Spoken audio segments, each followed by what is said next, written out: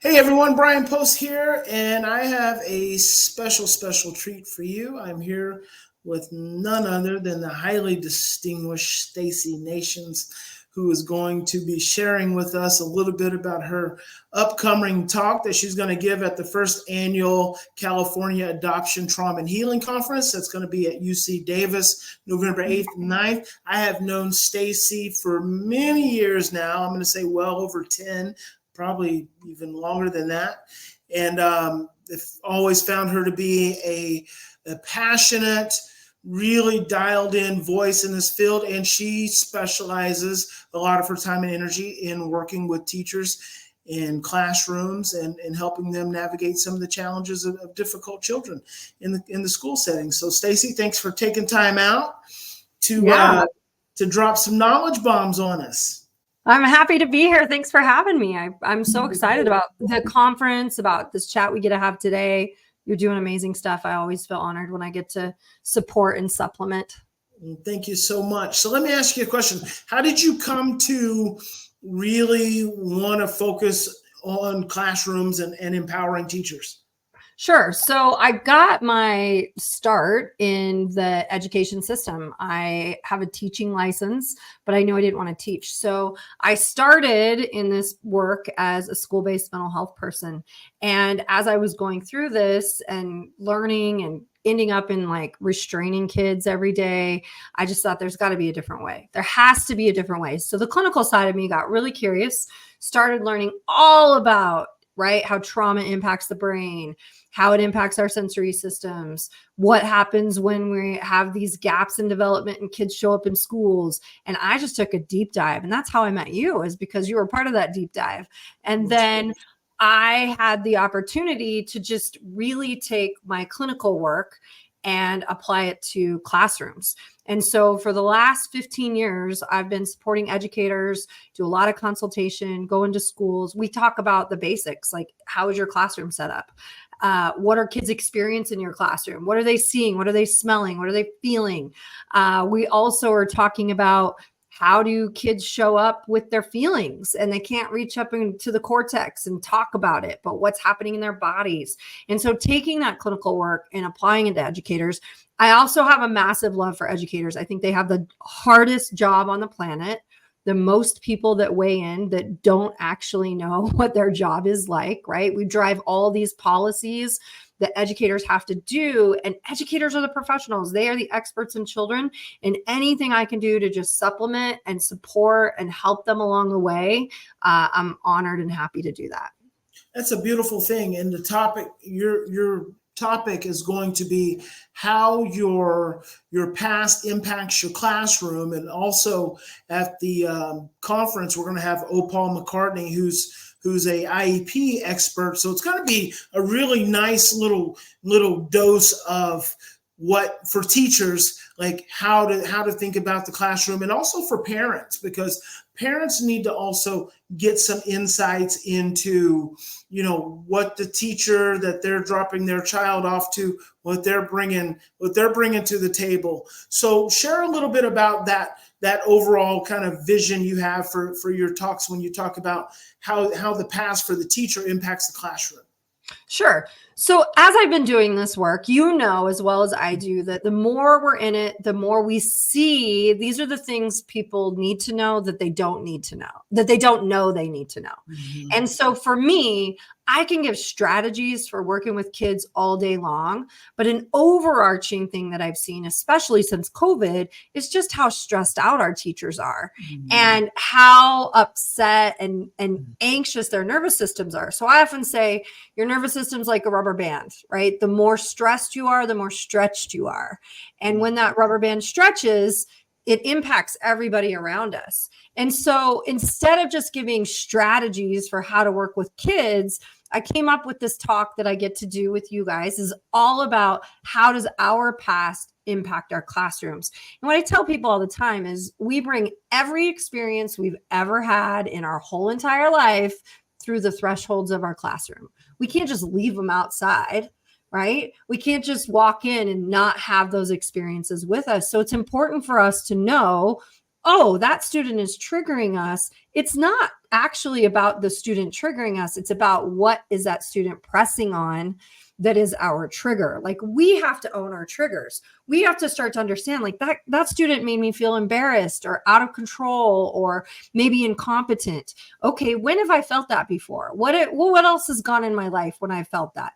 Who does this student remind me of? So just some of those digging into our own experiences that we bring into the classroom and how we show up really impacts our students. I don't believe students wake up in the morning and think, how am I going to make this teacher crazy today? How am I going to make them mad? I don't think any student has that intention. And so it's the dance of the student and the teacher, right, that is either regulated or dysregulated. And understanding our past can really support what's currently happening in our classrooms. And so that's why I put that all together. No, I think it's fantastic, and I don't spend a lot of time in educational settings. You know, I'll go do a lecture here, have teachers come to my seminars, what have you, but mostly all those are focused around behaviors, families, understanding the brain. How much information is out there, like what you're sharing with teachers? Because, you know, from my position, I would say that, like, this is like rare stuff. It's not out there nearly at the level it needs to be. Sure. I think there's a lot of information about trauma-informed strategies in classrooms, trauma-informed practices, all those things that we sort of teach teachers. I think there's way less. I have yet to find a class that's a lot like this one that I'm offering that's about our own experiences. And so much like you, I have that experience with people in my audience where they start the day thinking, I'm going to think about this student. And then they go through, wait a minute, this is what happened to me. Wait a minute, how am I parenting? Oh, shucks, what about my own children? What about my spouse? They're starting to put it all together. And this is really a deep dive focus of teachers. This is about you. This is a time where you really get to think about your own experiences. You get to acknowledge and validate what you've been through. And then how do you carry it with you? You know, I don't think there's a lot of information about that. When I've done these classes before at a couple other conferences, I've had people come up and say, this was life-changing. I didn't realize that this kid has always triggered me. And this is why that's a trigger. This is why that's a trigger. It's not the kid, it's the past. And that to me is the gold, right? This is why I do what I do. Those aha moments are just beautiful. So good. So good. And I can only imagine that they come in thinking about a certain child or a certain series of challenges. And then all of a sudden you just give them a really safe inflection point back into themselves that is not only empowering, but also just gives them some insights into pretty much probably challenges that they've had for a long time. And as you're talking, I think about a friend of mine who's a librarian. And, you know, as you say, you know, what in your past is coming up into your present with some of these children, I could just imagine she would hear that and be like, that would almost be like speaking a whole different language, and a very important one at the same time.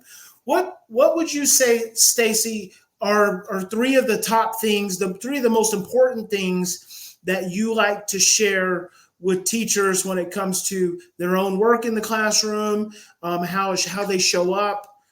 What would you say? So there's a few things. One, I think it's super important that all of us have acknowledged what our little parts and our little selves have gone through. Some of us have had some pretty tough stuff happen in our past. And when we work with kids, inevitably those kids will press that button. And so really sinking in, you know, my personal life, 8-year-old Stacy and 16-year-old Stacy went through some things. And once I figured out, like, oh, I gotta heal. I gotta kind of acknowledge those, validate, do the work. It became a lot easier to work with 8-year-olds and 16-year-olds. But until I recognized what little Stacy had been through, that was really difficult. So the first thing is, I think, just acknowledging we have a past. We're not superhuman. We don't go in there and just put it away. No, we're here and we're in relationship with people who are feelers. Kids are emotional beings. And so we can't be in relationship with emotional beings and not have some of our stuff pressed on. The other thing I would say is we can fix it. we don't have to keep suffering. Like I tell Mm, people that all the time. We live in this suffering. We have these kids, like inevitably you're going to have a bad day, right? You go to work, you don't always enjoy your job. You go to work, you're having some personal stuff going on. It's hard. You didn't sleep well. Like those things happen. But teachers are some of the best creatures on the planet. They love kids. They love working with kids. And so I don't want them to suffer longer than they have to. So if they're having the same inflection point every year, let's fix it. Let's deal with that. Let's heal. Let's figure out where it comes from and let's do the work on that.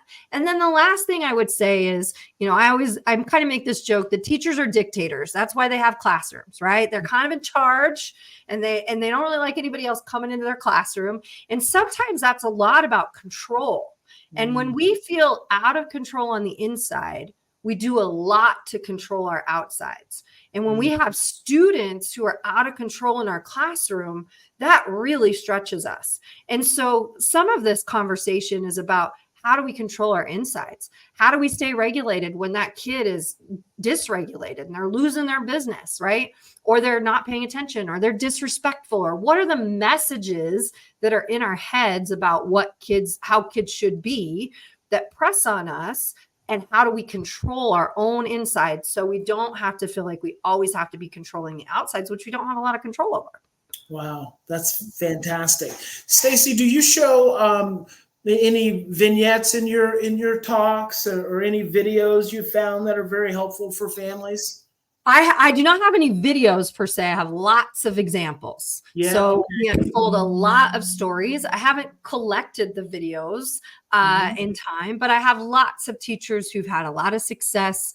I have 5 questions that they'll end with where, if they're being triggered, these are the 5 questions you can ask yourself, and it will help you get to a better answer of what's happening with you and how can you support that in your classroom. The other thing that teachers do is they're always modeling, right? Yeah. So anytime we can model our own regulation, we can say, hey, that really hurt me because of something from this. We're teaching kids new skills all the time. And what a gift when we can model just healing in the moment, or that relational connection or repair of relationship, whatever that looks like. Modeling is a huge piece. Lots of stories that are wins. I love it. I love it. Fantastic. Thank you so much for taking the time. I'm so excited to have you present and drop these knowledge bombs to our parents, our professionals. We want to get more teachers in the room because I feel like I know what you have to offer is life transformative. So super excited, Stacy.